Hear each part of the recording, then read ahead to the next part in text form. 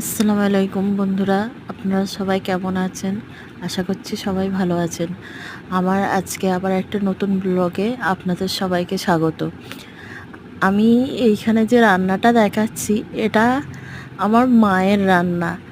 এই যে সবজিটা ভাজা করছি, এই সবজিটা এক এক জায়গায় এক এক রকম নাম আছে, তবে আমাদের এখানে এটা তরুলি বলে। এই সবজিটা আমি ছোটোবেলায় একদম খেতাম না, ওই জন্যে আমার মা এইভাবে ভাজা করে আমাকে খাওয়াতো। আপনারাও এই জিনিসটা ট্রাই করে দেখতে পারেন। শহরের দিকে অনেক মানুষই এই সবজি খায় না, আমরা গ্রামের দিকের মানুষরা সব রকম সবজিই খায়, তাই এটাও খেতাম। এটা আমার মেয়েকেও আমি ভাজা করে খাওয়াই, তার খুবই পছন্দ হয় এরকম ভাজা করে দিলে।